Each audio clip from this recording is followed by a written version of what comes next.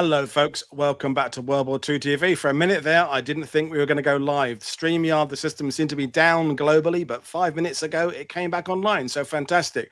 So we are continuing our look at the Brittany Campaign with a detailed study of the fortifications around Brest. Ronan has his own YouTube channel, the link of which is in the description below, and is from the area we are covering in the presentation. I'll bring him in now. Good evening. How are you today? Hey, Paul. Nice to see you. Finally. A bit of a panic about the show, but we got there now. It's okay. I'm not worried. My first question is, and I know what you're going to say, is the Brittany Campaign overlooked by mainstream historians? Of course, otherwise I would have never embarked in so much history and dedicated so much time of my life to uphold the memory of soldiers who fought for the Battle of Brest, which is a truly forgotten battle and wrongly labeled, to my opinion, as a sideshow, a waste of space. And this is why when I was first in contact with veterans, I got an overwhelming response because a lot of veterans felt left over, and at the grab on the opportunity, then I will be the the voice of these forgotten warriors, and so that's why I believe. This is coming from a Frenchman whose family has lost everything. I mean, the only on my mother's side, the only thing I've got pre-war is just a tiny ID picture of my grandfather, which he carried as he was a refugee just before the Americans started to unleash the siege of Brest. So, of course, for me, I mean, I've grew up in a post-war city. I mean, everything was gone. Anything of historical value was gone. I mean, ironically, the only veterans I came across were rigid heroes. We found the city of Brest actually even nicer now than it was before. Was the Germans? The Germans were, for us, very nice, very straight, clean, same color, but not me. And if you ask any older Frenchmen who lived through the old Brest, they never truly recover. The city never truly recover from the destruction. So that's why I think it's important on the French side. On the French side, you see lots of books kicking about, but unfortunately, for some reason, worldwide, we don't get any attention. And as Joe mentioned earlier on, his book was not a commercial success either. And the same with John Goon. John Goon he wrote arguably one of the best books written of covering fully the Battle of Brest, and it didn't sell well because people are not interested into the Battle of Brest. It's strange because it's the Battle of Brest is so rich. Not only because of the U-boats, the Ramkun, the Fallschirmjägers, but also all the units deployed them. I mean, you have the 29th, the 8th, the 2nd Infantry Division, the Rangers. And we've covered all kind of topics in Brest. You have few war crimes committed. I mean, even we have a Captain Rangers convicted for murdering a French SS soldier. I mean, you name it, we have it. I mean, Brest also is, as I will describe, a fortified place, which is, if you have a bunker fetish, this is the mecca to come. I mean, there are people here who definitely have a bunker fetish, as you put it. Yeah, well, you're welcome, because I think we all do. This was my playground as a kid, and I've explored a lot of them. Well, the ones which are available to the public, and the reason why we have such a rich history, military history, because it was also for a long time a military base, and the bunkers being off limits, they are being kept as pretty much as they were. Like, of course there was scrap for metals, but I mean, it's free of tags and of crap or whatever you find in other bunkers. So the day the French Navy will sell some of its lands, I think it would be interesting to maybe keep a few for historical value. So that's in a nutshell, I mean, feel free to interrupt me because I can't go on for hours and I don't want to bore everyone to death.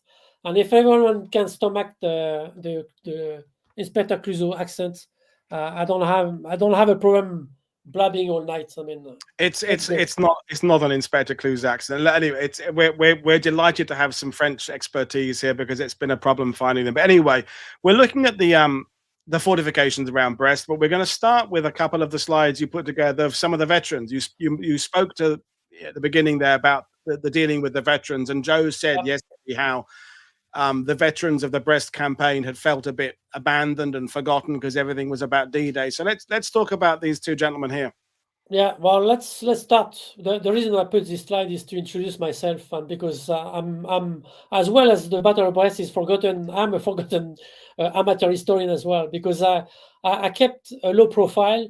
I will explain to you the reason why. I've never published a book. I was going to build a website back in the late 90s, and after the publication of Jean Gaugne's book, I got in touch with him, and he was gracious enough to introduce me to the World War II community, which welcoming with open arms. And by luck, most of the World War II veterans, American World War II veterans, who responded favorably to my quest, belonged to the 2nd Infantry Division.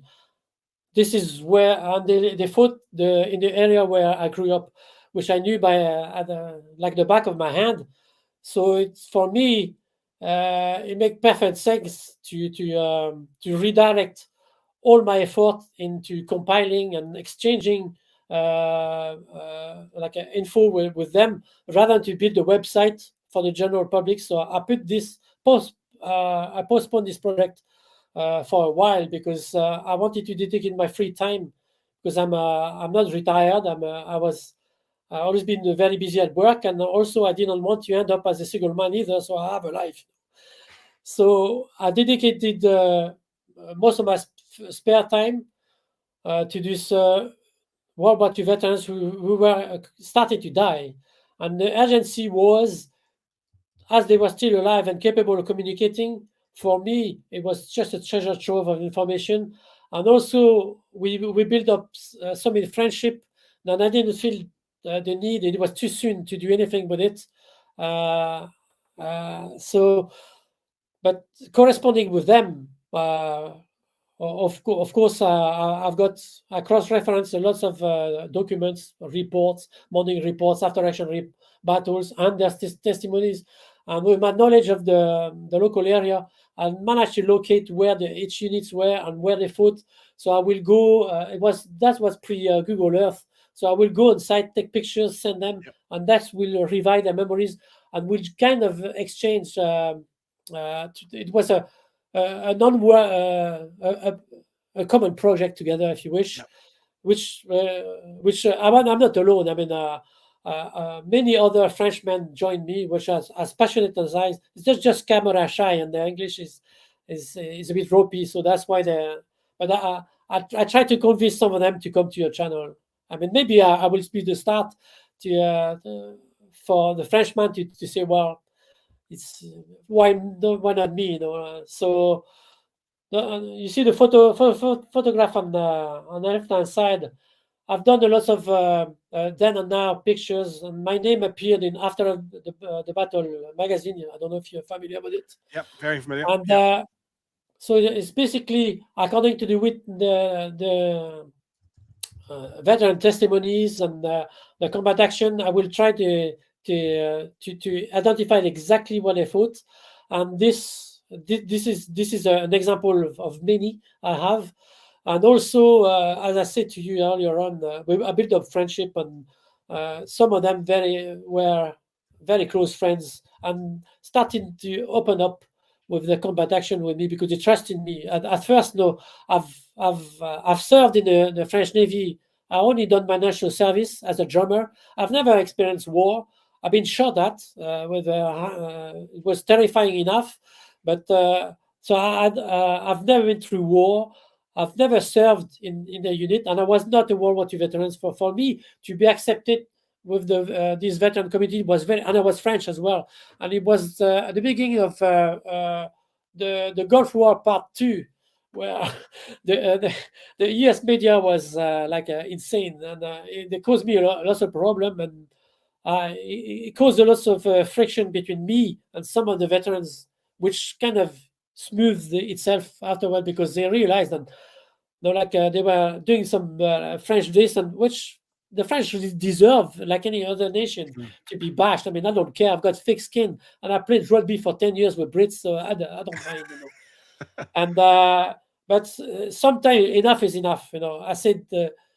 Because they will come, oh, but not you, Ronan, like that. Yeah, but not my brother, my father, I mean, come on, you haven't you forgot the 1776. I mean, please, I mean, let's move on. Let's forget about the actual geopolitical.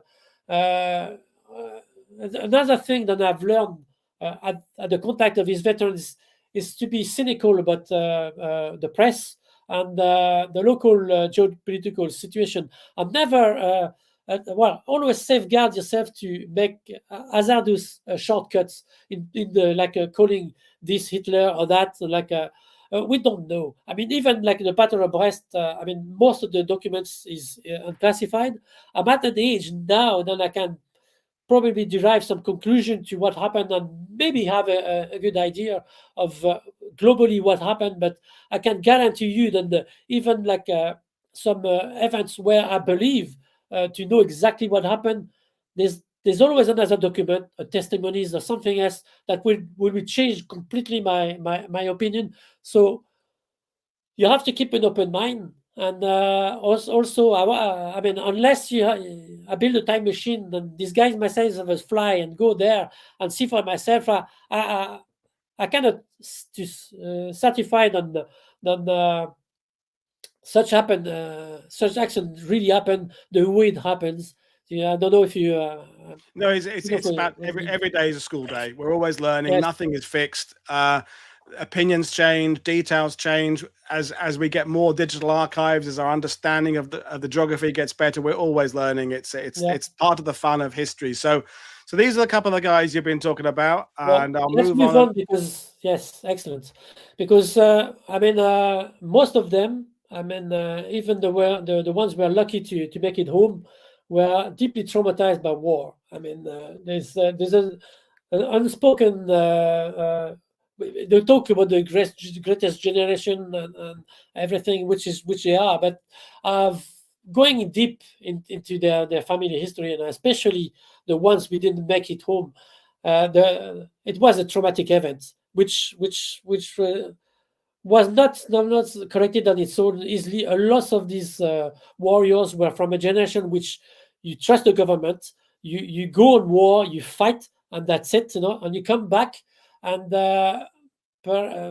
because what they experienced was so traumatic, that maybe they expected that life will kind of stall a little bit and catch up to their pace, which was not the case. No, a lot of them came back home completely shut out, and of course they couldn't comprehend why, for example, his wife would be bothered with the leaking toilets or whatever. And I think one French war correspondent put it better than I could. It's like this guy's been in Africa, they've been in the worst theater of wars even possible, and he's witnessed like true horror. But every time he made the point to go back home and switch back, and he says like, I've met my wife at Charles de Gaulle's, and she had a long face, and I go, what's wrong, darling? And saying, oh, I just got a parking ticket again. And he went like, what do I do? I said, just suck it up. This is a picture of a woman breastfeeding a dead baby. Or you just zip it up, keep that shit back as it belongs, and just said, oh, really, I'm sorry. So the problem is not an easy thing to do, and it led to alcoholism as well.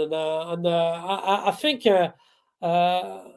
I came in a corner where they were ripe to talk about it finally, because they knew building up they did talk about amongst one another, sharing stories and everything, but only the good stuff. And of course, like talking to me as a stranger, they felt they had that survival guilt syndrome. There's no doubt about it.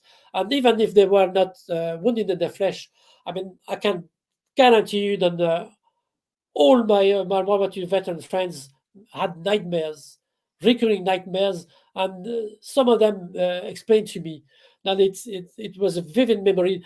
Ronan, I can feel it like if it was yesterday. I dream in color. I hear the noise, the sound, the smell, and everything comes back. So I mean, before I got accepted, and they didn't want to be appear to brag about their combat actions. So for me, it was very hard to get them to talk about actual combat because I mean they always remember the good stuff, which is excellent because it brings you back the human aspect to the battle. Then you can relate and put themselves into their shoes easier. But what they really quickly directed me to were the ones who didn't get home in their books, the real heroes, the ones who were killed during the Battle of Brest. And then I realized that a second chapter in my historical life just offered to me, which I was a voice to the families of fallen veterans who didn't know because the Battle of Brest was so unknown, and they just had a quick telegram saying, "Well, you killed by sniper, whatever," and Battle of Brest, and that was it, and nothing else, and nothing. Well, not many books were being published, no TV shows, hardly any mentioned the Battle of Brest. So naturally, I was overwhelmed with requests from families of KIAs we wanted to have answers. And I thought, like when they first contacted me, well, it's been such a long time, and I mean, okay, I'll do it because it needs to be done. No one has done a complete roster of the dead for the Battle of Brest. So I decided that I'm going to embark in that project, and John Good told me it's impossible, which is right. It's almost impossible, but I've been doing it for 25 years, and the official estimate of the Battle of Brest is 1,200 KIAs and roughly 10,000 casualties. But I've already reached the number of 2,341 KIAs in the Battle of Brest, which I'm sure I've got full biography like General Sochicello, one of many example of he arrived in the Battle of Brest the 2nd of September. 2 days later, he was dead. This is tragic, and I've met the family. They came to Brest, and it was very moving. And some of these now his son is dead, but they are planning another trip because I actually identified the exact spot where he was killed and how he was killed, which is pretty rare. And for me, I realized that the Battle of Brest still hurt families in Brittany because they dealt also the aftermath of losing a close one in the entire war would be very traumatic for a family. But some entire communities were deeply affected and never recovered from it. So this is another topic. So basically, collecting data, working in a corner on a computer it's fine, but at one point you need to broadcast it to the general public. And when a veteran or a family comes over to Brittany, how do you address this issue, which is very sensitive? You've got to be respectful of the grief. You hear, for example, that was a case of the last World War II veterans to visit Brest was Buck Sloan. I mean, he's a character. He's 100 years old now. He's still alive. He still played in a country folk. The guy is unbelievable. And he came to Brest. So, of course, with this, I decided to combine as many people as possible among the community, which is like the fetish bunker, the World War II collector of vehicles, the World War II reenactors, local historians, the press and the politicians. and to make a worthwhile event, or also to communicate to the locals the impact of the Battle of Brest still has to these people, and how important for them, or for him also, was to come to trace his combat action in Brest. And there's nothing better in the world for an amateur historian like me to tour the battlefield, to have the privilege to tour the battlefield with a lively veterans, Mm. and not to be proven right. I don't care, but I don't have ego. I'm happy to debate with anyone. I've been proven them hundreds of times, and I don't care. I mean, my main aim was to make that day a memorable one for the veterans, but also for the community. Yeah. And also, I remember as a young kid, what drew me to World War II. What, let's face it, I myself was a Michael Wittmann fan club groupie, like anyone else. You first start as a kid. I mean, anyone who is honest with himself will admit that as a kid, the first aspect which draws you to history is the gear, is the plane, the tanks. I mean, the MG42, and the uniform. But if you engage to wearing a uniform, it has to be done with respect. So I have no qualm about it. And I know that in D-Day, it's almost a freak show, and I do have a problem with that. I mean, if you're going to wear a uniform, and especially a patch where people died with veterans, you've got to look the part. You've got to act like the veterans you're supposed to. Don't get me started on that, Ronan. Me and my reenactor rants in June in Normandy are legendary. I can't stand the people who don't give it the respect. But I think I want to just say thank you for a really brilliant start to this, because although we're going to be talking about the fortifications, explaining what Brest means to you, explaining what it meant for the veterans, reminding us that these guys went home traumatized and suffering from the war, reminding us that, what was it, over 2,300 men fell in the Battle of Brest. It's a really good emotional start to this, which is going to move on to be an understanding of the fortifications. So sometimes I think people like me and John McManus and others, we're guilty of a bit kind of going into the discussions about the who's and the whys and whats of battles, and not always remembering that it was an emotional ordeal for those who went through it. So thanks for reminding us there. But we'll move on and let's talk about Brittany and its defenses. So you've got some amazing graphics. So you're taking us back a few hundred years. Yes, because as I mentioned before, I was a graphic designer. Started as a graphic designer, so I believe in strong images and long speeches. So of course, the Brest is located in Brittany, which at the time was his own country, and with his own language and custom. We have Celtic connections. We play the bagpipes, and beside crappy weather and binge hunting, we're very close to the Brits. As much as I hate to say this, but I mean, some of my compatriots probably tar me and feathered me for that. But to be honest, there's not much difference between us and the English, for example. No, I agree. Yeah. And so evidently, France is the western part of France. It's surrounded in water and treeside. So it was a seafaring nation of like farmer, fishermen, and warriors as well. And if you move on to the next slide, of course, I mean, the harbor of Brest was a natural deep sea harbor, which needed to be protected right from the start. As far as you can remember, Brest always been a military outpost. And the earliest evidence of this fortification came from the Romans. And the most iconic landmark in Brest, still standing today, is the Brest Castle. The Roman built a castellum back in the 4th century to safeguard the harbor and protect it from barbarian invasion. Especially, Brest is cut in half with the Penfell River, and they guarded the mouth of the Penfell River. And the reason I think Brest survived, like most, unlike many fortifications, is because of the strategical advantage of the location of Brest, which means Brest always been a military base and always been kept, and it was quite a valuable landmark to keep.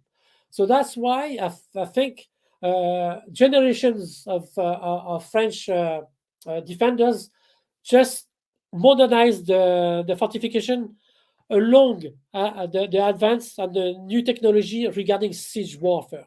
So, I mean, I cut a long story short, but then we move up to the right up to the Middle Age, from Roman time to the Middle Age. A castle was a conspicuous show of force. It's more often than not was on top of a hill with high wall.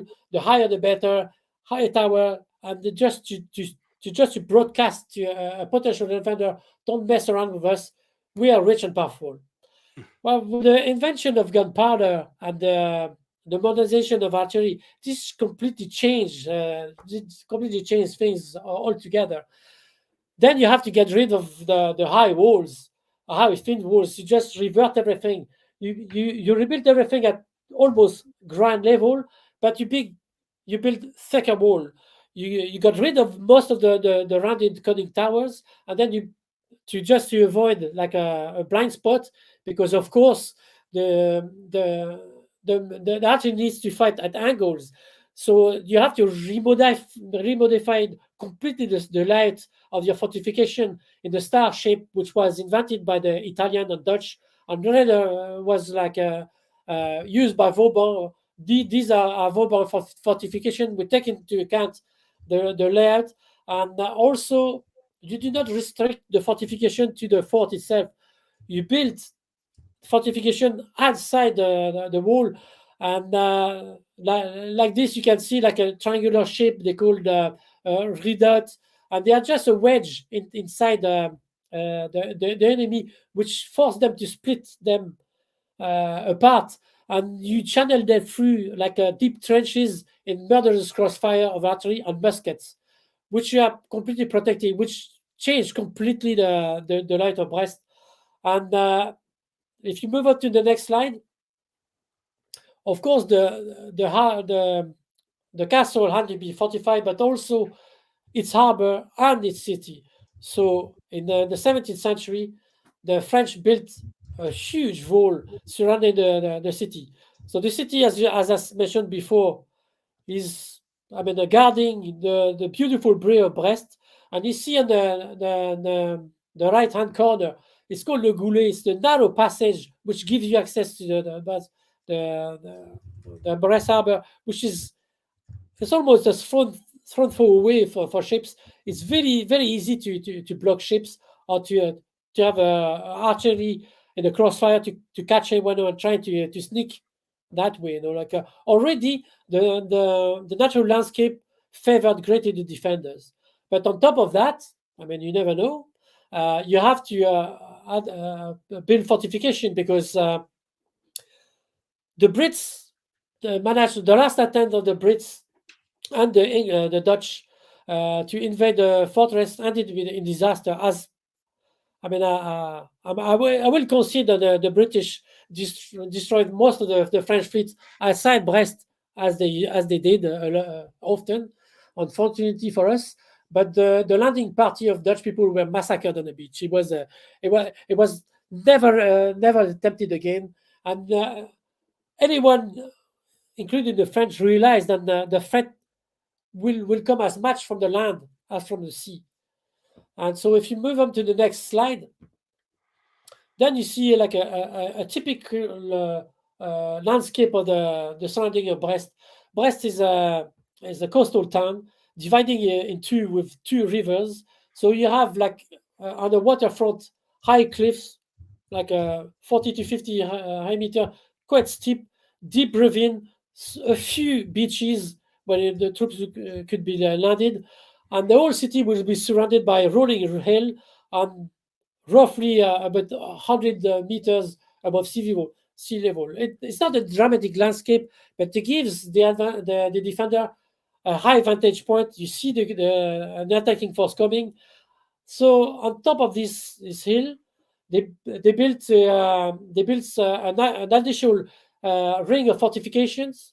That was especially during as I mentioned before, the 1776, when we decided to take side with the Yanks, against the Brits. So then we knew that the redcoats were on their way, and we better to be prepared because they were pretty good. I give you that much for free.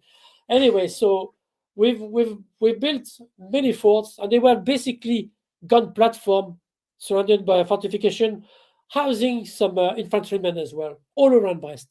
And another point which I failed to mention is the camouflage aspect of having ground level fortification from the ground, from the sea, is very hard to detect and to fire on such a fortification. And also, direct artillery fire is completely obsolete because at best you're going to clip the top of the fortification, or it's going to be bouncing off the angle of the thick wall. I mean, the Yanks tried it in 1944 and miserably failed. So never mind about 1976, and also a nightmare landscape, which is very similar to Normandy, is of course this maze of thick hedgerows, which can be easily fortified, and also it's a very disorientating factor. Sorry, I've got a blocked nose. I try to project my voice as much as I can, but no, it's very good, and I'm glad Joe reminded us yesterday that there's lots of bocage in Brittany, because it's always referred to as only being in Normandy, and of course there's bits and pieces in England, there's bits and pieces in Brittany as well. It's not, it's not just in Normandy, but that drawing there shows us exactly what the Americans are facing, which, as you said, was what invaders were facing hundreds of years ago. High ground always works. Fortifications still work, but of course. So let's move on to 1917. Big dates for the French. I'm not going to go back how important the port of Brest was there during World War II. Joe was mentioning it, but what I will add is, like, as you can see from the photograph, then the city actually spread outside the city wall, and when the Americans arrived, they not only modernized the military harbor, but especially the commercial side of things. They built quay. They brought to the civilian population running water, electricity, gas. I mean, we are indebted. I mean, for the French people, having the Yanks was such a great advantage. And my grandfather, who was a longshoreman on the dock of Brest, always joked that the French built the harbor, the American modernized the harbor, but the Germans run it. We will see it later on. So we move on to the next. So of course, 1940. I'm not going to go back about the defeat of France. So by June 1940, the German troops dashed to Brest because they wanted the port, of course. That was the gateway to the Atlantic. And it was negotiated by the French authorities because everything was lost. It's no point to engage in a senseless killing. So the mayor of Brest considered to give the city back to the German, except one person, my grand uncle, Pierre War, who refused to join, go back to UK with his unit, the Second Colonial, a disciplinary outfit, by the way, and he thought it was a good idea to go and confront the German junk alone with a rifle, and needless to say, he's been missing in action ever since. So when the Germans arrived in Brest, they were very quick to repair what the French destroyed, because also I will mention Ramke has been blamed for the destruction of Brest, but that's standard operating procedure. You do not let the enemy grab and make a pristine, nice bit of weapons which is going to direct against you. Anyway, so if we move on to the next, then you see another view of the full fortress Brest. It's not, restricted to the city of Brest. It's a wide area, and covering most of the coast. And of course, the German brought some heavy guns. I've just displayed the heaviest there because otherwise everything would be full of red. And these are the main coastal guns. belonging to the Kriegsmarine and the Wehrmacht. So, of course, these guns were intended to engage ships at sea. And as you see, the narrow passage was full of mines that could be detonated from remotely detonated from the shore. They had barges with torpedo tubes. So, I mean, if any chance of sneaking a ship past there will be a completely futile exercise, because you'll be trapped in a Bay of Brest and you have more guns to deal with it. Anyway, so if you move on to the next slide. Of course, the main threat for Germans at the time was coming from the air, i.e. the IRF. So they remember the rolling hills I was mentioning about. So the Germans just modernized what the French already installed as when it comes to anti-aircraft power, but just multiply the fortification like by 10. It was, I think it was almost over 100 guns, anti-aircraft guns, over 100 millimeters caliber, and the full fortress of Brest was bristling with at least 600 artillery pieces, ranging from 20 millimeters rapid fire anti-aircraft gun to the huge 280 millimeters coastal guns of, when you see at the on top, Joe Baskolski just mentioned it yesterday. The Karangar battery was the biggest one with the Le Guin, and the crossfire forbidding all access to any ship to the Goulet, the entrance of Brest. So if you want, let's go in details and describe on the next slide what a typical coastal fortification looked like. Just a quick question for you, Ronan. Peter asked, what happened to the French troops who were manning some of the fortifications in 1940 when France capitulated? Well, prisoners of war. Yeah, the ones who managed to join back de Gaulle in London, like my grand uncle's unit, were fortunate enough to survive, but the rest of them were taken as POWs. And also, once French decided to admit defeat, lots of French people trapped in UK didn't want to. They fear for their life. They didn't want to leave the family behind unprotected. So some of them came back, and men like my grandfather. My grandfather was an artilleryman in the Navy, and he had a family to feed. At the time. It's very easy now to put the fingers on him with hindsight, but at the time, I mean, everyone was shell shocked. I mean, the French army, no matter post-war jibes came out after, was the strongest in the world, and the way it was defeated in 6 weeks was a traumatic shock to everyone. I mean, when Hitler declared war in France, I mean, the top ranking of German generals couldn't believe it. It's insane.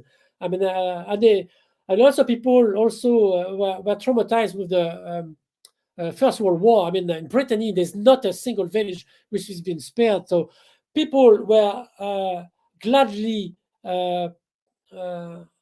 relieved that we will not repeat the same in World War One. So they clinched at any hope of peace. Rightly so, because you're dealing with the Nazi here. So I mean, a few decided to stay in London. Many people from Brittany. There's actually one island called in the south of Brittany, which is called Ile de Saint, where I mean, all men of fighting age decided to join de Gaulle. I mean, it's unprecedented. So it's not clear cut, but to respond to your good question, yes, most of them were just taken as a POWs, and then after they were exchanged. If some Frenchmen accepted to be conscripted as for work labor over there, but most of them stayed the entire war and were put to work in German factories and farms. So going back to the topics of coastal defense. So of course, I mean, the guns encased in concrete bunkers would be obsolete against ground attack, but a lot of them were on open concrete emplacement and could traverse 360 degrees and engage ground targets. And these in toolbox were 240 millimeters, very powerful gun, and they could even fire on American troops like from a long distance. So you see, this fortification is basically based on one fort with several coastal guns, a few anti-aircraft guns, and a ring of fortifications. Remember I mentioned the star-shaped system of Vauban. It's the same. It's just like we're done with barbarians, and at each corner you will have a mortar, a pack like an anti-tank gun, and a lot of machine guns. And I'm sorry to say that lots of Germans recycled old French guns, and we do not have that many MG42 on fixed locations. So it was a lot of Czech weapons, French, whatever the German could grab. Even in archery, these were French guns actually, like 1800. I think they did back to 1885, but they still does the job. It's and in order to attack this battery, the Rangers were needed. So I mean, it was not a small feat. And of course, I mean, anyone, you don't need to be a military strategist to realize that you're not going to attack, do a frontal assault from the cliff. No, it's going to be like a Point du Hoc 2. It's pointless. So you will go to, it's not going to be wise to attack it from the deep ravine east because you'll be fighting uphill. So you've got to outflank the position, surrender the position, which the Germans were supposed to be anyway. These fortified positions were meant to fight independently, surrounded. And the interesting point of Fort Toolbox is like half of the garrison was actually Italian, and the fort commander was Lieutenant Sovelli from the Italian Navy, and he actually died during the siege. So I could go on for hours. Let's move on to the next, please. Yep, let's move on. Yeah. And another type of fortification, modern fortification, was the flak, actually located more often than not on top of a hill.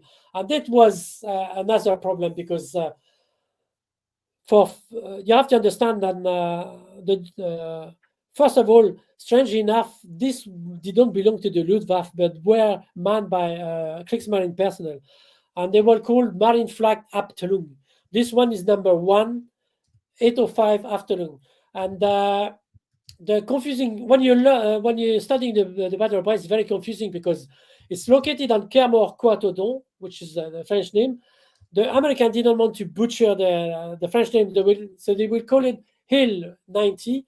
And the German had a code name Einspanner. So try to find a way around the report is very, very confusing. So that's why my knowledge of the ground and the locations of all the main fortification, and the fact that as a kid that was my playground, So for me it was a big advantage to locate exactly what was what and what purpose they serve. So basically, you see this actually a blow up of this is the centerpiece of the position. The position will be much wider with like the same kind of barbed wire, tripwire, minefields, and the Germans were very gifted into channeling you into the area they wanted you to fight and to attract you in kill zones. I mean, as I said before, these fortifications were meant to be surrounded, and when you think of often we think of a line of defense, it's not. It's just a concentration of little strong points that can fight independently of one of each other. And the German called them spider nest, and they had little outposts everywhere. It was a nightmare. first, I mean, because the man, the archery men were extremely. They had 4 years of warfare, which they were very good at. They were good marksmanship to shoot down a plane in the sky, but they were not trained to engage ground target yet. So that's why as soon as the American arrived in the vicinity of Brest, thanks to the French resistance, most of these locations with a combined analysis of aerial pictures, they were located and they were dealt with the Air Force. But it was the priority was to put this gun out of action because it did a lot of damage. I mean, and it wouldn't take long for a skilled artilleryman to convert back to engage like a tank or even firing troops. But even if the guns were out of actions, nevertheless, this was still a formidable position on top of a hill, which had to be captured one by one by infantrymen. So, I mean, the German doctrine at the time was they know they are going to fight, they are going to surrender. They are not expecting to fight more than 2 weeks. So most of these positions, exposed position, will be giving 2 weeks of rationing. They will have, I know the amount of ammunition because you have to remember that the Germans suffered a shortage of ammunition as well because they used so many different type of weapons and they couldn't find the good shell for the good guns all the time. So some fortifications were better equipped than some others, but on a broad aspect of the Battle of Brest, every single one was a big threat to the Americans. So basically, you do not put your best troop to man fixed defense position. You don't need to be a Rambo to man a machine gun within a casemate. So it doesn't matter if Brest was garrisoned with low-grade troops before the arrival of Ramke. It doesn't matter because what you do is you wait. Of course, you defend the position as much as you can. Most of the artillery reform will recall back to the fixed position, i.e., all the trenches see, and they will call when they felt the position was lost. They will just call another flak position, an artillery position, to fire upon their position. They will take shelter, wait until the American arrive, just before the American could settle in and use the defense, the trench system, and get a foothold inside the fortification. A second wave, a counterattack of best trained troops will arrive and scoop them out. And that was the German tactics, and they did it like a silence. But I'm assuming everything is pre-sighted and pre-ranged. So each specific fortification has worked out all the distances and ranges to all the ones around it, 360 degrees, so that they can bring that fire down immediately. I'm thinking of Krisbeck here in Normandy. It has its code names all painted around the inside of the circle there, so they can say fire on Odin, fire on Odessa, fire on whatever it would be, all pre-calculated. I mean, the Battle of Brest was also a huge archery battle because we all know by 1944 the American artillery was the best in the world. I mean, they came from nothing. I mean, it's unbelievable the feat of that exploit they've managed to achieve. But the Germans were pretty good as well, and so it's basically 600 German guns fighting 500 American guns of ranging from 76 millimeters to 240 millimeters as well. So the American packed a punch as well, and so I'm losing my train of thought. But coming back to the I'm not going to tell you what. Let's pause this fortification for the type of fortification, because I will describe the way it was tackled later on by the 2nd Infantry Division, if you wish, because otherwise we won't have time to cover everything. I mean, let's move on. You up. Okay, you cannot mention Brest and the Kriegsmarine without talking about the submarines. Of course, I mean, even if the German fleet was quite powerful, it was no match to the British Navy and, of course, to the planes. And the biggest threats to the Allies at that time was still the U-boats. And these men were, I mean, the elite of the Kriegsmarine. And in Brest, we had very good submariners.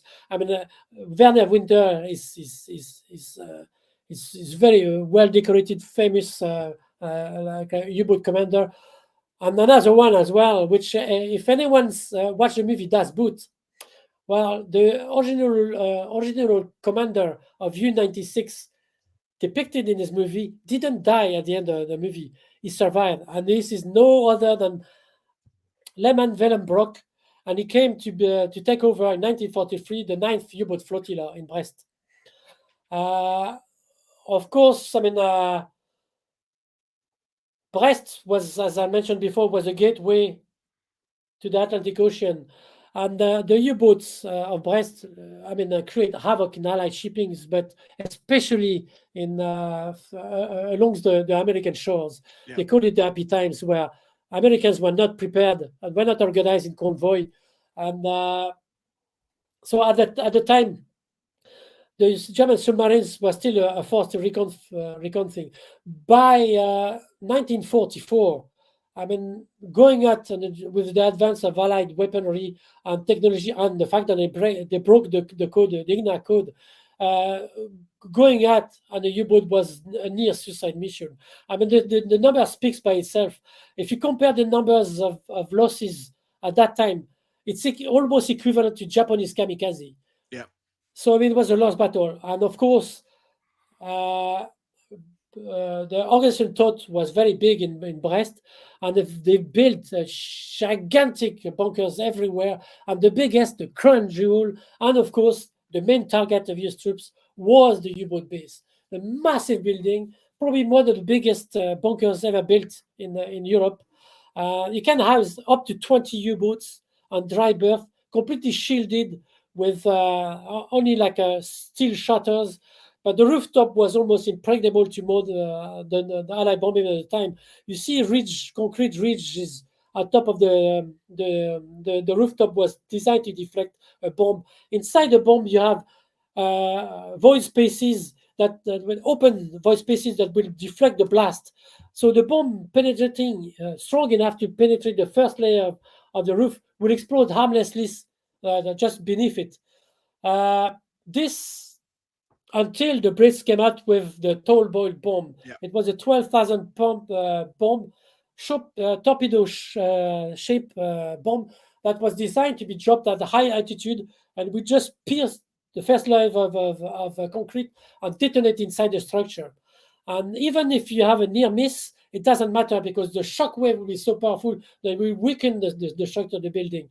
Anyway, the 617 Squadron, the Dumbbuster, the famous Dumbbuster, did 4 or 5 raids in Brest. They lost a few planes, but they've managed to score 9 direct hits on the U-boat base, and 5 of them managed to penetrate the rooftop. With, I must admit, very little damage to U-boats and very little casualties, but still, you're no longer bomb-proof.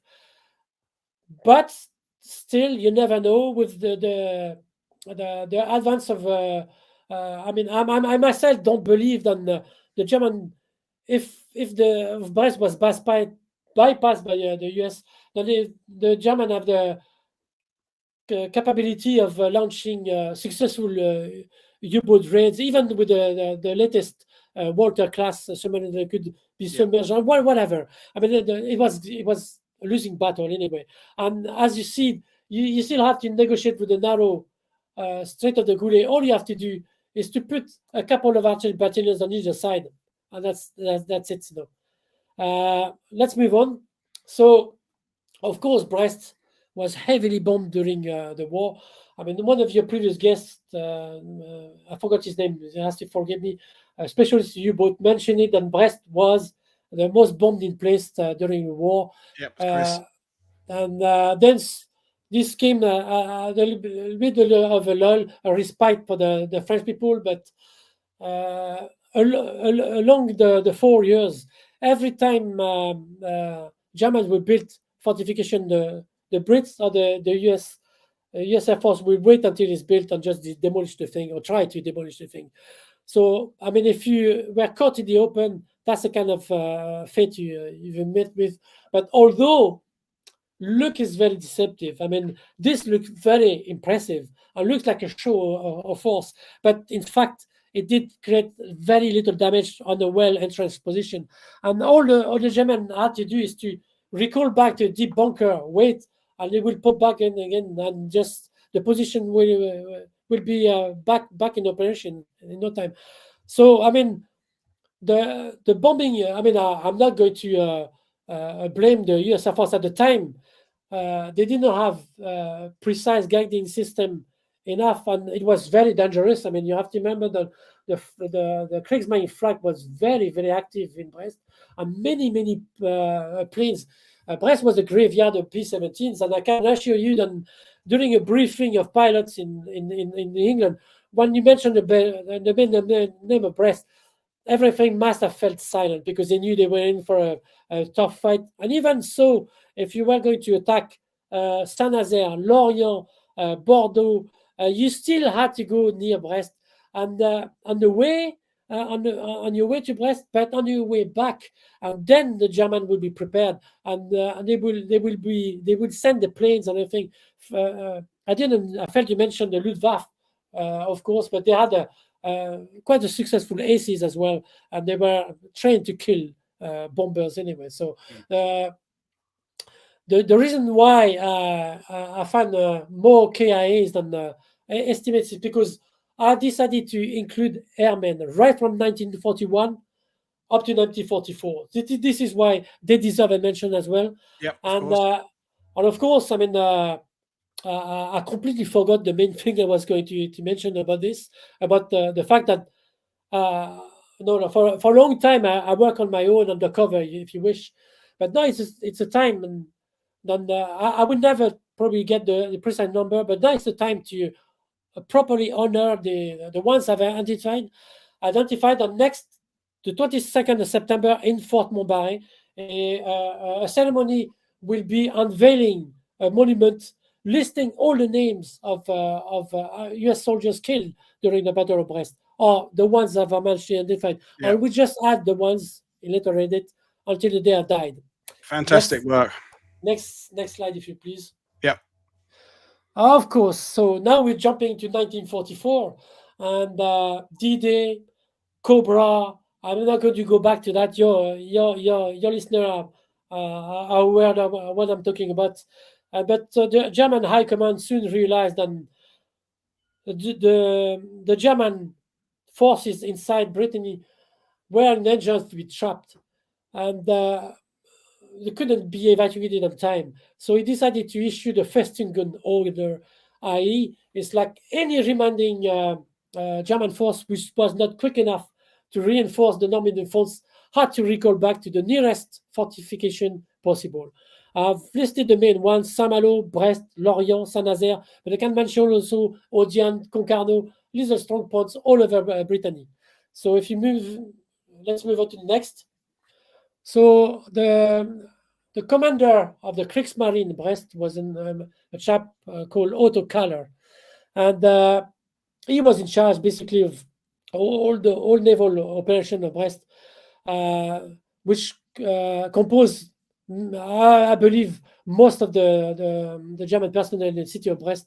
So, I mean, although before the siege of Brest, the U-boat crews were supposed to be evacuated because they were such a valuable trained personnel, and it was senseless to engage them as just foot sluggers. So, but in Brest, for some reasons, they remained there, and they were going to be quickly trained and redeployed to man these strongholds I just mentioned before.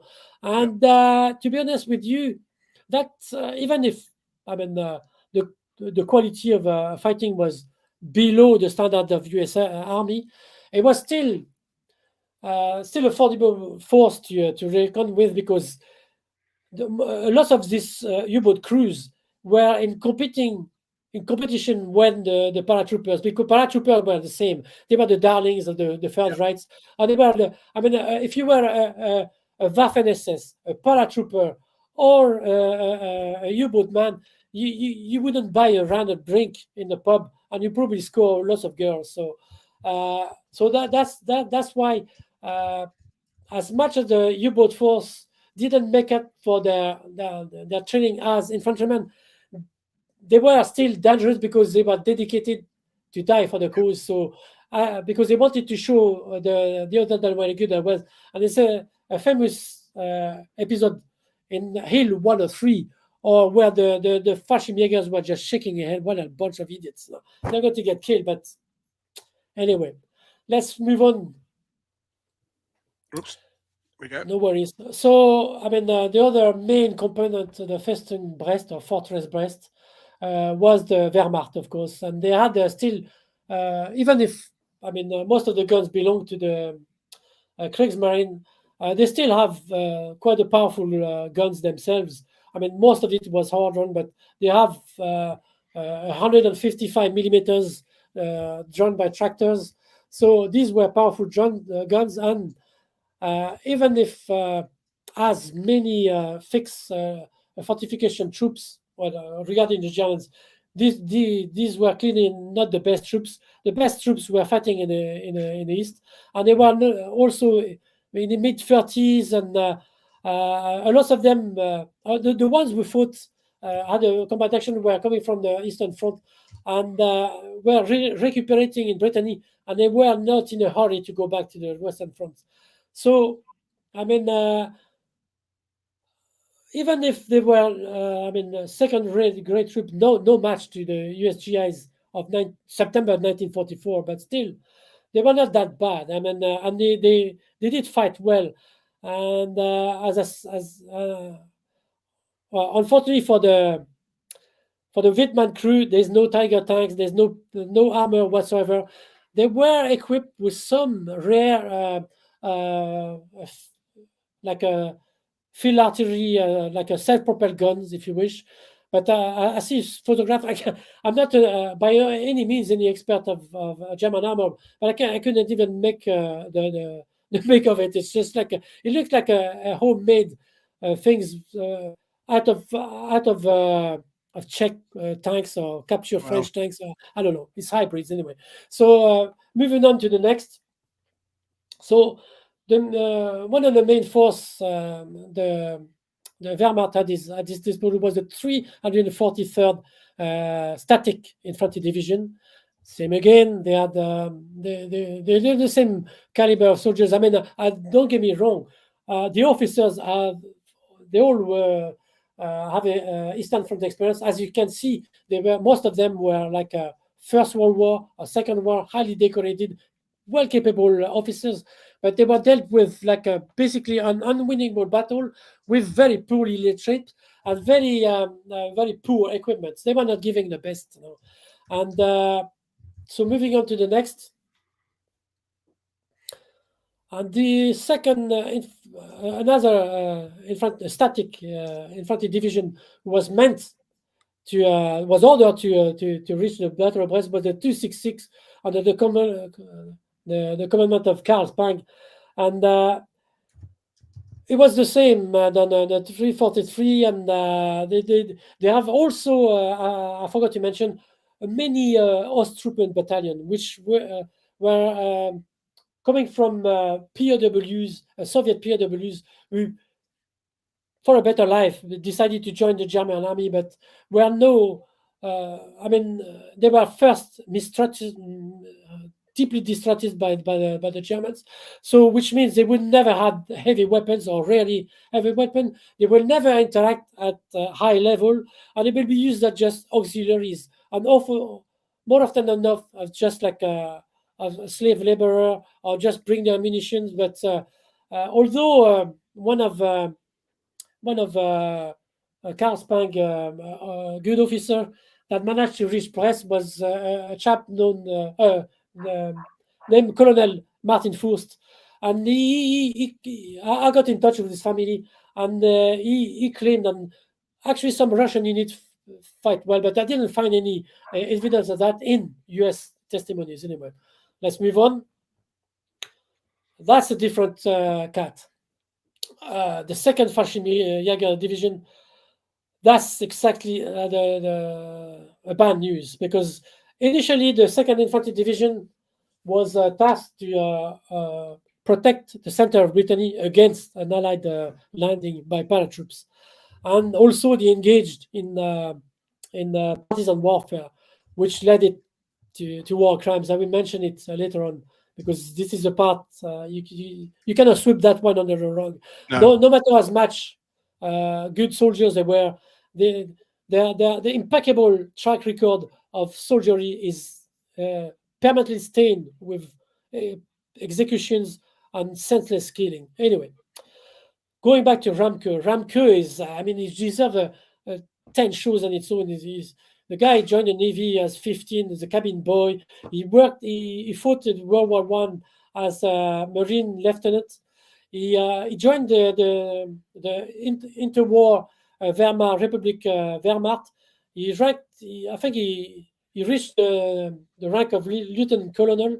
At the outbreak of the war, he was very frustrating to be kept as in a training academy. So I believe he was friend with Kesselring and which tell him, if you want action, join the paratroops. And he did. He did join the paratroops, and he qualified as a paratrooper at the age of 51, where the training is designed to wreck and to sort the fittest of an 18 years old lad. So he was quite a character and on his own. And of course, and after it's just I mean the rest is almost unbelievable. He was instrumental in completely flip the near disaster Operation Mercure in 1941 during the invasion of Crete. It was not even planned of the battle, but he just reorganized quickly a mixed bunch of Ragas units, reclaimed the airfield, and gradually the front restabilized. I might be wrong with that, but that's my understanding of it. And then he managed to for the German to have a respite and go back to the offensive again and win that battle. But forever, after the battle of Crete, paratroops will never be deployed, or very rarely deployed as a paratroop force. They will never be dropped from airplanes. It was way too dangerous, and the casualties were so high.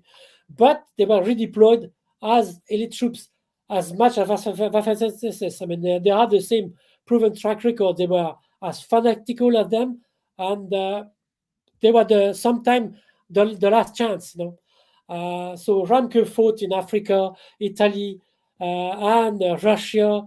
And then once he came back to France, I believe his division had to be rescrapped twice. But once he finally managed to have some kind of division.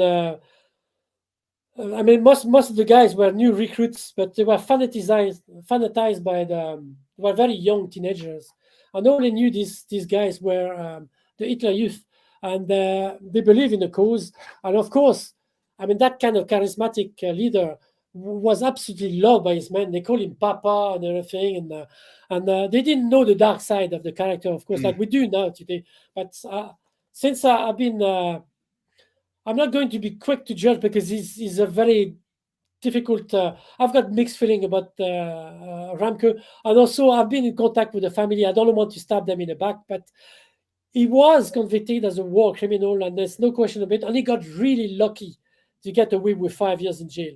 But to his eyes, I mean, he was fighting an asymmetric, unrestricted warfare against terrorists.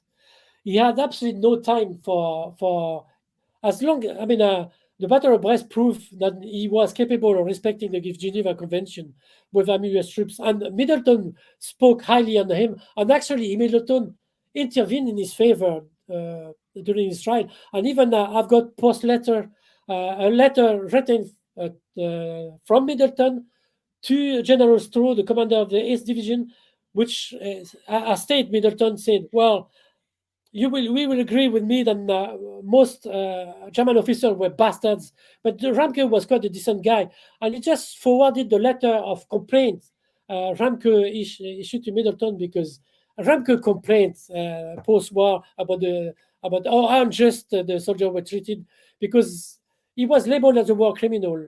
I mean, I wouldn't go as far as the French are calling but the butcher of Brest, but because if you give me a little bit of time, it's illegal for me to dispute that, and it would be like unrespectful for the victims, no.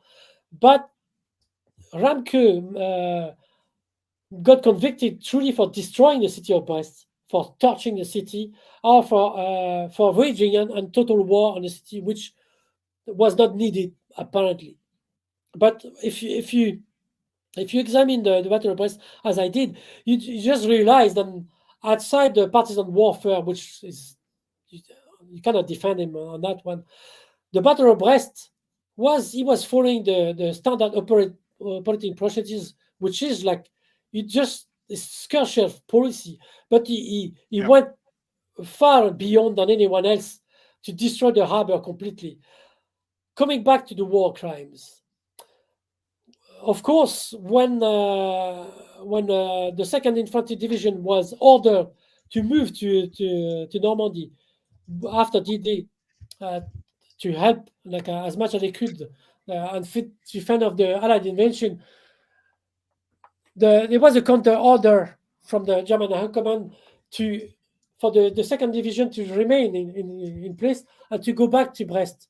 And I'm not 100% positive about the fact that the US actually knew that the Second Paratroop Division was actually on his way to Brest. That might have changed the way they would have deployed troops later on. Anyway, so coming back to the war crimes, I mean, Ramke's units were absolutely harassed by partisans and FFI resistance fighters, which my grand uncle was a resistance fighter, and he engaged in action that could be labeled today as war criminal, or at best, I mean, criminal. But this is no quarters given, no quarters asked, and very brutal warfare. And also, I mean, Ramke was not alone in waging that total war. He had also first-class officers. I mean, like Hans Kroh, we took over the second the second paratroop division once Ramke was appointed the Festoon commander. Another one was Erich Pizzunka, same veterans of Africa, Crete, highly decorated, and he took over the 7th Fashim regiment. We took over the eastern sector of Brest. He basically fought the 2nd Infantry Division, as Hans Kroh fought the 29th Infantry Division, and then Werner Erwal, Major Werner Erwal, was just newly appointed the commander of 2nd Fashim regiment. And this guy, I mean, he was hated by his own troops. I mean, it was like Joe Balcosi mentioned Uncle Charlie and like General Guerra. He was the same kind of guy. So it's not, I have nothing good to say about him, but he was capable leader. Like so, these guys, I mean, under the leadership of Ramke, and with still a newly arrived, but still a strong core of NCOs and new Italy of recruits, made a very formidable force. And also, like, I mean, when you see the situation, the Fortress Brest, anyone with an IQ above a brick will quickly realize that the Germans were trapped, and there's only two solutions for them. It's either death or POW. I mean, there's no chance of them winning. But somehow, Ramke managed to reinvert that thought by galvanizing the troops, and not only paratroopers, even Wehrmacht troops. Like actually, he just said to them repeatedly, I mean, remember the situation is shit, was surrounded, but every weapon, every US soldier, every tank, every plane directed to us is one less against the fatherland. So you're fighting for Germany in Brest, and this should have been a warning to German High Command that no matter what, the US Army, when it's set to a mission, he carry it through, and he's not going to stop at anything to complete the job, no matter how high casualties will take, how many equipments, and how destructive it will be. So basically, no one learned a lesson, because what happened to Brest happened to the Germans later on. But what happened to Brest, because of the tactics deployed, and especially in street fighting, or also the Americans took the opportunity to test new weapons, improve the combined arms, which I will describe at a later date. So, I mean, Brest was an important battle, and all the lessons learned in Brest saved American lives in Germany later on. Yeah. And that should not be forgotten. Anyway, Definitely. moving on to the next. The French resistance. Fantastic. Okay, let's move on. I'll go quickly on this.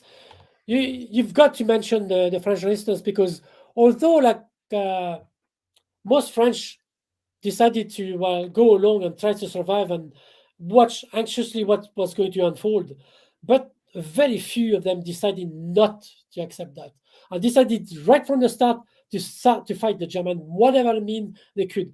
So of course they could engage like the German army, the militant, the German army, even if it can be debunked today, was considered as the best in the world, and so you're not going to be confronted like a well-armed unit with nothing. So what they did at first was to organize evasion escape for downed pilots. They were very accurate in their intelligence gathering, especially when it comes to depicting every fortification along the Brest, to locate every guns and everything.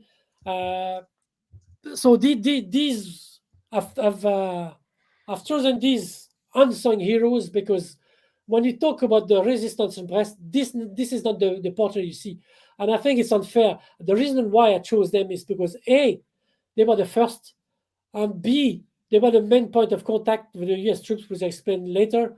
And Mathieu Donard was an exceptional leader, and he died. He was captured and executed by the Germans. He never talked, and he was replaced with Roger Bourrière. And of course, much later, Colonel Faucher took over the ground troops and kind of facilitates the organization of the resistance on the ground by 1944. But prior 1944, you have to remember that the manpower, the French resistance, like nationwide, were composed only like 3% of the active population, which is like a microscopic size. Of course, after they landed, everyone wanted to be a resistance, and then all the movement grew. But if you move on to the next slide. There we go. Yep. This alone, with no matter how well trained you think you are, you're not going to convert civilians in cohesive fighting units. So the Brits sent SS troops, SOE, and the Americans sent jetbird teams to try to gather as much resistance fighters as possible and try to retrain them, organize landing ground to have reception, because resistance in Brest had no weapons. I mean, and the jetbird dedicated to Brest, mainly to the Brest area, was Horace team. I mean, it's depicting what they went through is unbelievable. It's if you make a movie of what they've done, you wouldn't believe it. It's incredible. Maybe one day we'll have enough time. So, but roughly, it's basically a stick of 3 men being dropped behind enemy lines, and to galvanize, try to organize movement, resistance movement, local resistance movements, and try to somehow give them some military training. And it usually was composed with one of each nationality, and two officers and 1 radio operator. And they were also instructed to lead sabotage operations. Unfortunately, they failed, because quickly the French and the Allies realized that you couldn't especially in the Brest area, it was very dangerous. You had very little place to hide. It was not a high mountain or a deep like bush maquis like you could find in the Vercors, for example. So I'm at the close proximity of the German. There's a strong chance that you will lead your troops to the massacre. And also, the troops were just because the Germans were so efficient in repressing these terrorist group. Then by May 1944, most of the leaders or original resistance fighters were either killed or arrested. So all you had to contend with were brand new troops. The others had to go even deep undercover. And as anyone understand clandestine operation, also you have to gather as much people as you wish, and you could be infiltrated as well, because the profile you need to fight an asymmetric warfare is like people you're not going to go to church with. So you've got pretty unsavory characters and also turncoats. So it was very dangerous. And also we had the disaster of L'Aiglière, which was the only time the French decided to gather all the local resistance fighting units as a big unit, and the German heard about it, and it just massacred everyone. They were no match, and this happened in the south of Brittany, in Morbihan, in the Saint Marcel operation, and these were trained with SS, and it was a bloodbath, And just So to interrupt you, we are Yeah. going to be having a show in October about the Saint Marcel operation with a friend of mine called Sylvain, another French expert who has family from that area there. So that's coming up in October. So we're covering the brave exploits of the resistance in that area. So brilliant stuff. Tour de force, by the way, Ronan. So back to you. I'm going to the next slide will show you what I mean. Look at this. Nevertheless, U.S. troops try to use them as auxiliaries, mainly to guard roadblocks, guard POWs, and sometimes when they deploy rangers or cavalry troops, but not conventional large army, where they don't have enough to occupy the ground, they will bust out the number with resistance fighters. But that's proved to be with a degree of level of success. But 84 resistance fighters actually died during the Battle of Brest, which is, you cannot just forget about that either. But to be honest with you, their contribution was meaningless compared to what was unfolding for the Germans. But still, when it comes to the intelligence gathering and helping to scat troops on the ground, they proved to be invaluable. Let's move on. Then we are after Operation Cobra. Patton is tasked with liberating the port of Brest. He made apparently a bet with Montgomery. He bragged about it that by the 5th of August he will reach Brest and will capture the city of Brest, like in the cavalry charge. And of course, but that time German defenses were grossly underestimated by the Allies, and I think it was very, very wishful thinking of Patton to think that, but they managed to slice through Brittany. It was quite an achievement. But to counteract this, you have Troy Middleton, who was the complete opposite as Patton. I'm not going to go back to that, but I fully agree with Joe Barkosy on that. Yeah. So first, the units tasked to capture Brest was the 6th Armored Division, but they deployed the Task Force A, 6th Armored Division in the center, and 4th Armored Division for the south of Brittany. If you go to the next slide, I will show you in more detail. So basically, Task Force A, under the leadership of Lieutenant General Herbert Ernest, his mission was to capture the rail lines, the northern land lines of Brittany, which would be needed to pump men and material whenever Brest Harbor is liberated. And then I must admit, the local resistance fighters played a major role, because more often than not, once the cavalrymen of Task Force Faye reached some of the crossroad or Ray Bridge, it was already captured by resistance fighters, and most of the bridges were captured intact. Mission accomplished. 10 out of 10 on that one. Next one. So, of course, the main, my favorite division, and Patton's favorite as well, the Super 6, the 6th Armored, commanded by Robert Grow, I mean, a great leader, very aggressive, like Patton, very energetic, I mean, loved by his men. And he had the difficult task of slicing through Brittany. And there, you have to remind there that there was so much confusion with marauding German troops, not deciding, are they going to the Normandy? Are they going to recall back to fortification? No one knew what's going on, but they went through anyway. And sometimes they had the misfortune of meeting the second paratroops, one unit of anti-tank near Huelguat, and that cost them the price of 32 vehicles, including Sherman tanks. So, I mean, saying only was a joyful cavalry charge, and it's not true. I mean, it was hard fighting, even if they bypassed most stronghold. And of course, we move on to the next slide. Then, of course, Panzer Jack is another legend. The 4th Armored Division liberated Brest, Rennes, and Lorient. And I'm not going to talk about this. This is another topic, but it's worth mentioning. This was the Allied plan by that time. If you move on to the next slide. So then the 6th Armored Division arrived in Brest, in the vicinity of Brest, around the 6th or 7th August. But by that time, the 2nd paratroops and the 343 managed to recall back to Fortress Brest and started to reorganize the defense of Brest.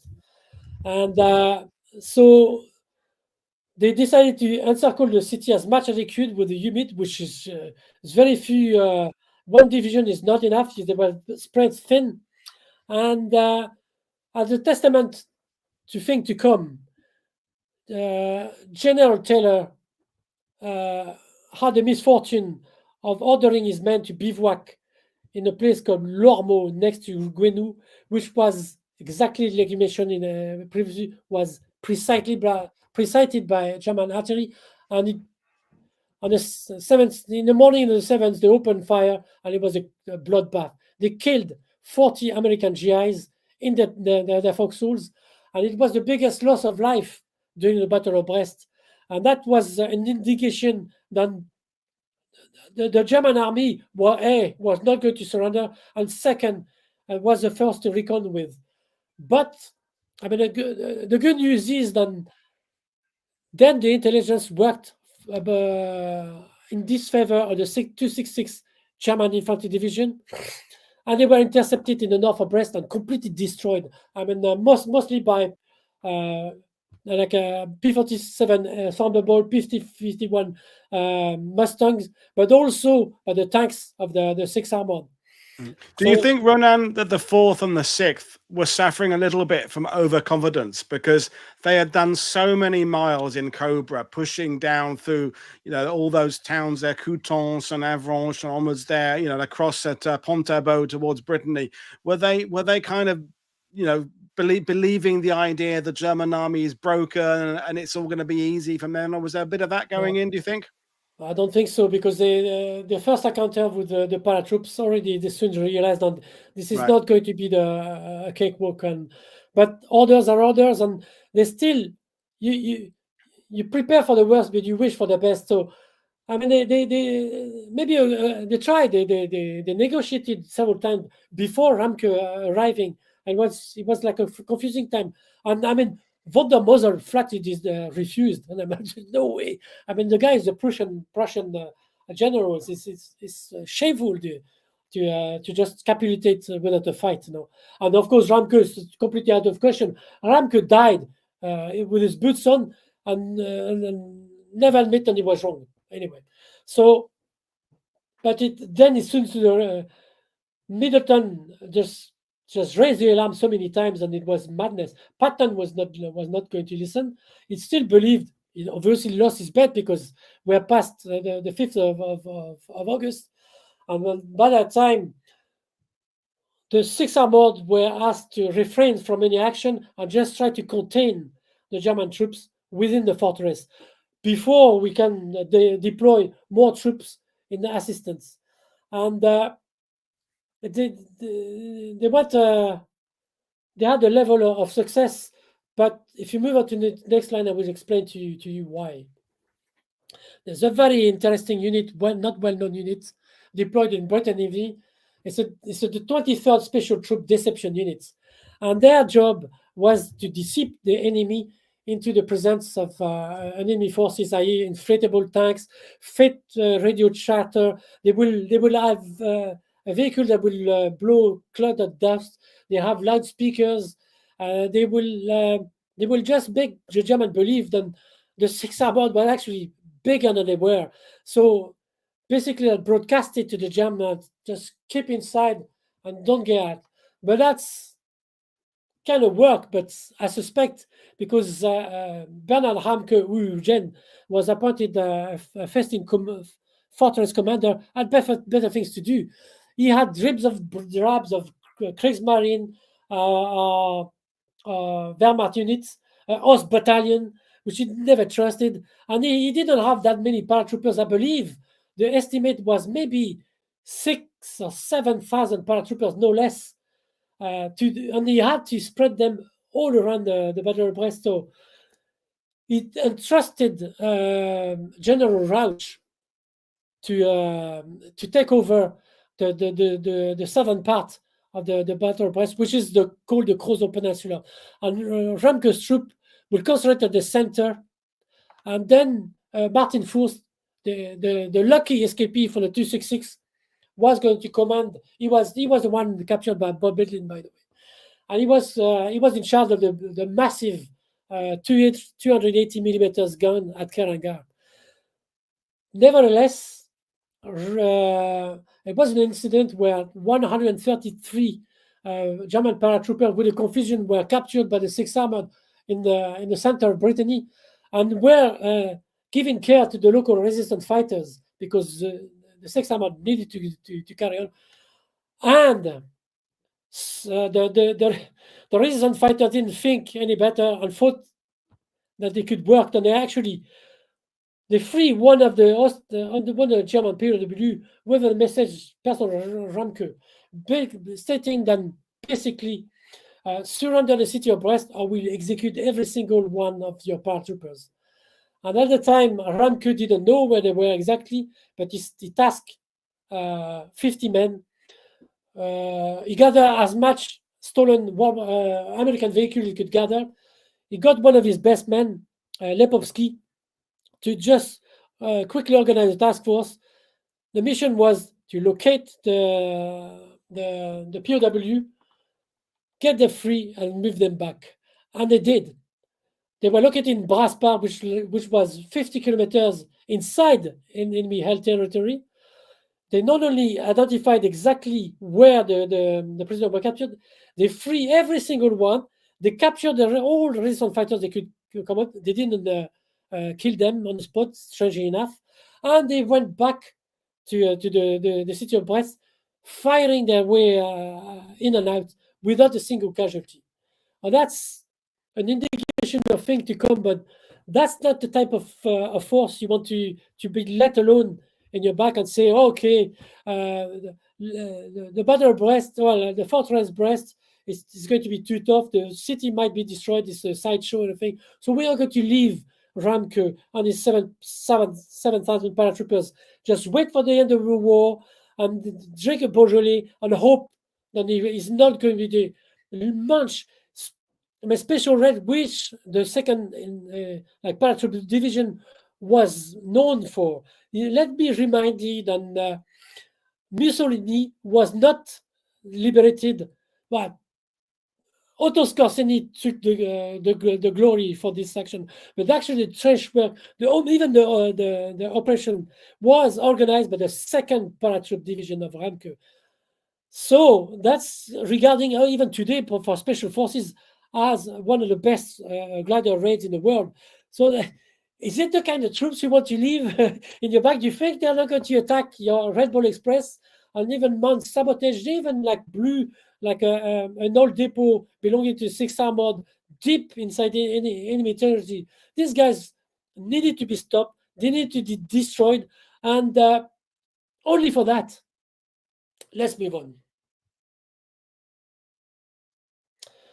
So, of course, Middleton's EPSCO are finally could have some good troops, seasoned troops.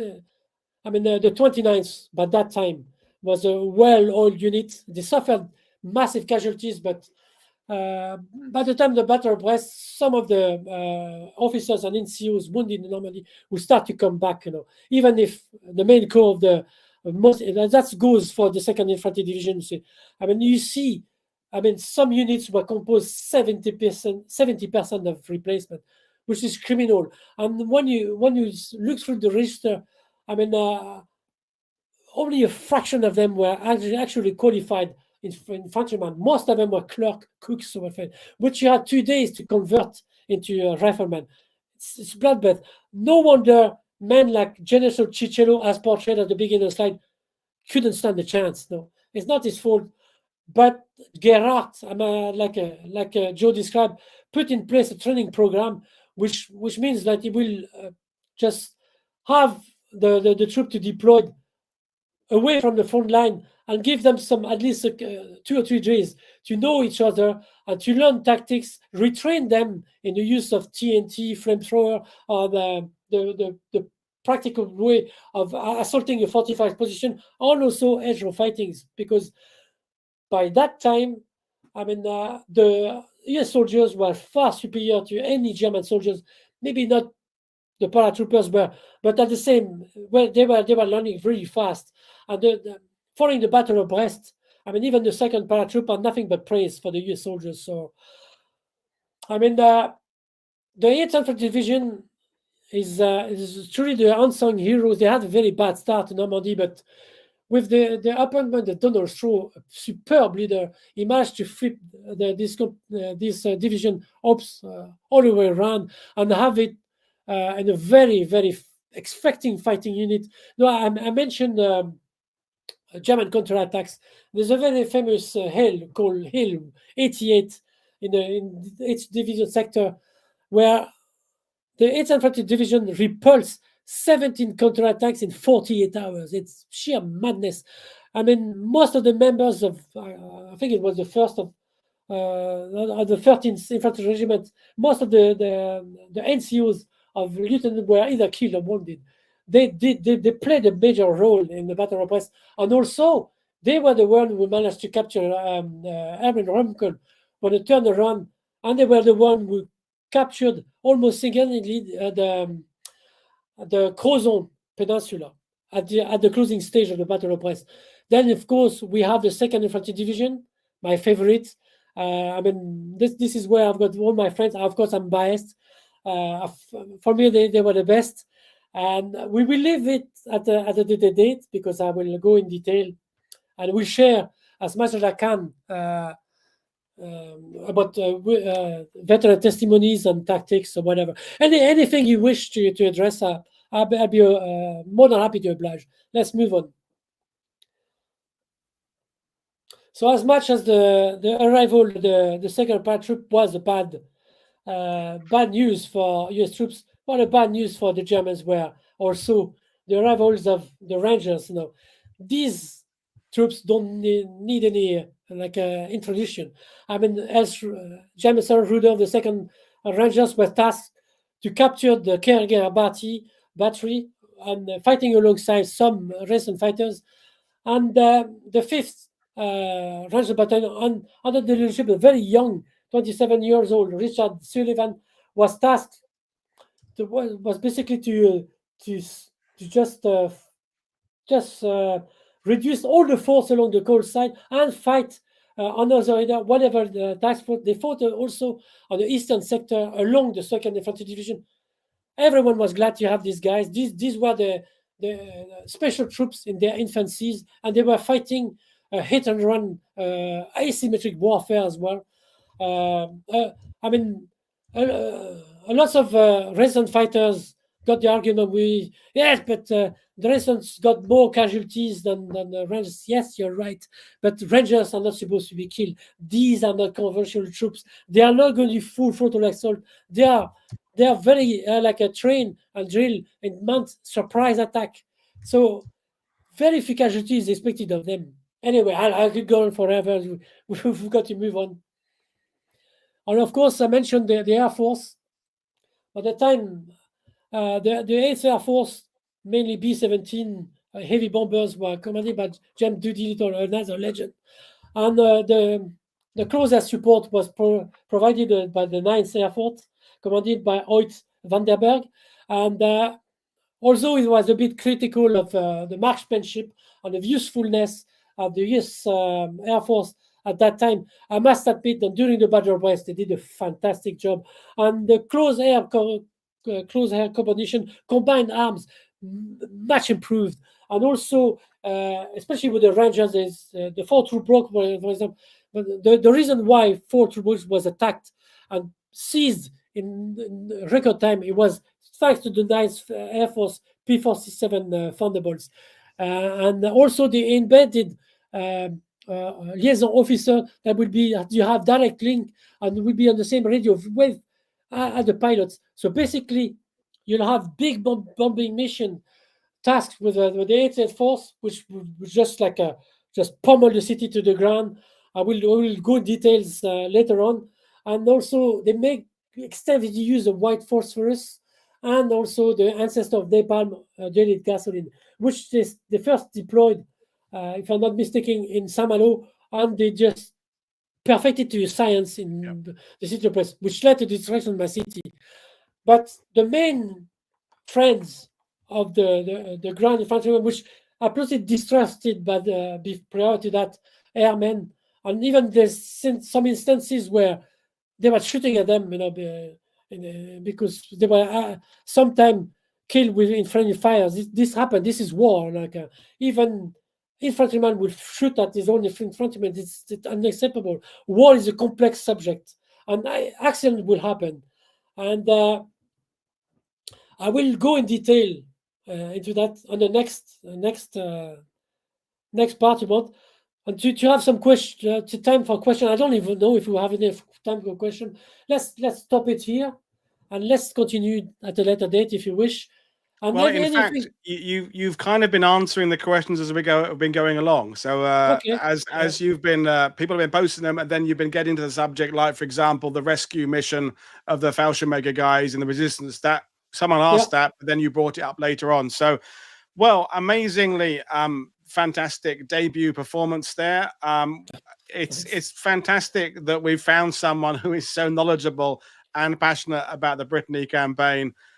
Because I really wanted to fill in the gap and talk about the Battle of Paris, talk about Brittany, we've got some shows coming up about Dragoon and Provence, the Vosges Mountains later on, because so many people just think it goes Normandy, boom, Market Garden, and nothing happens in between. And as we've found out, so much stuff. So we'll set a date for the second one. You can come back and talk about your beloved second division. Take care of yourself, get that cold patched up, and an amazing performance. I'm so glad I found you. Folks, 2 shows tomorrow. We've got one at 11 a.m. UK time where John Smith is talking about the 141 Royal Armoured Corps and their involvement in the Battle of Brest. So that's the British Crocodile tanks. And then later in the afternoon, in the day, we're doing a show about what have we got later coming tomorrow? It's the 83rd Division coming up. So, folks, click like and subscribe. Check out Ronan's YouTube channel. But right now, we are saying goodbye. Cheers, everybody. Thank you for your viewing. Thank you for your questions. See you next time. Bye.